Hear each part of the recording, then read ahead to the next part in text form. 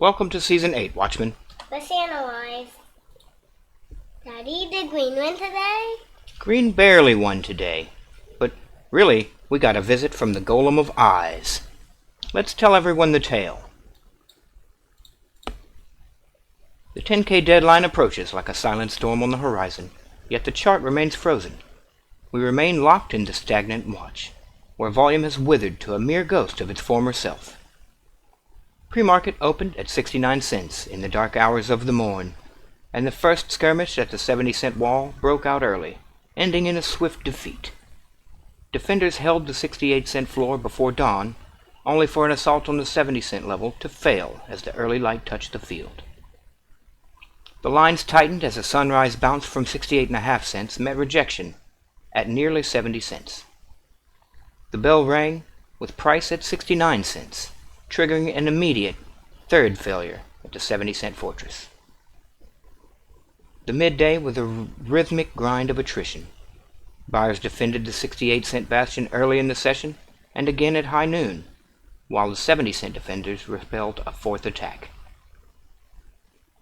Afternoon maneuvers saw rejection just below the 70-cent line, followed by a brief bounce at the 69-cent line, leading to the final defeat at the 70-cent fortress. A final stand at 68.5 cents in the late afternoon allowed for an ascent to the close at 69.5 cents. The air grows heavy with the weight of the unread scroll. The 10K filing deadline looms, and the market has ceased all meaningful movement to wait for the final word. Let's move to the watchtower and look at the trading view charts. Here on the daily, we can see the Golem of Eyes. This doji shows that we were trapped in this very small range between 68 and 70 cents. The SMA still looms ahead. We're still in our range of 64 to 87. Let's dive a little deeper to the hourly. And we can see that this very tight range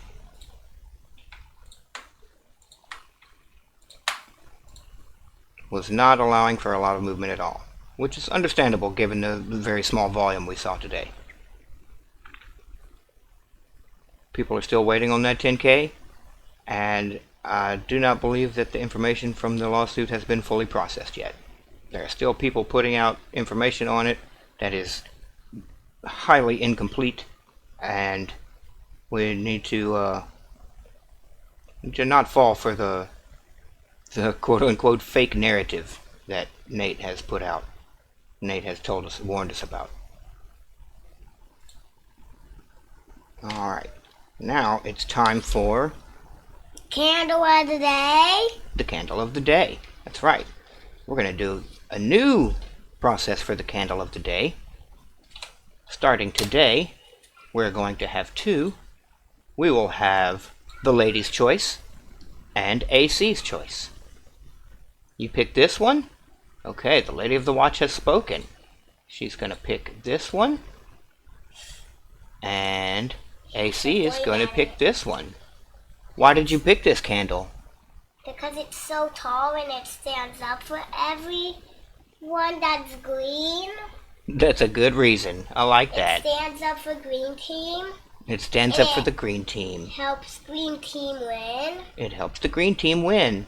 That's a good assessment. Why did you pick that one? Daddy chose this one because it gave us a lot of extra height right before the market closed and got us out of the 68-cent level up to 69.5. I'm very proud of this candle for pulling itself as high as it could before the end of the day. Alright, now we can move back to the hourly I picked the highest one. for our forecast tomorrow, and minus any catalyst such as the 10K or a report from the luminary event, we're not likely to see very much movement. We are going to very likely still remain in this area here, this range that we've been in the last couple of days.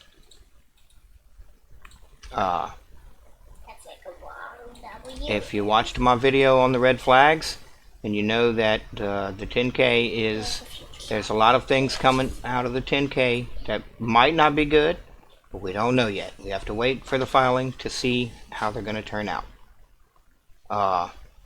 If it is good, then we should very easily be able to get some distance up here, at least to the SMA, and possibly beyond. And if it's bad, we're likely to see some action down in this demand zone down here, which, depending on how bad, we don't, we won't be able to know that until it arrives. That's going to close out our report for the day. And before we go, remember to smash the like button, ring the closing bell, vote in the poll. And vote in the poll. That's right. We have a poll going for next week's bestiary entry.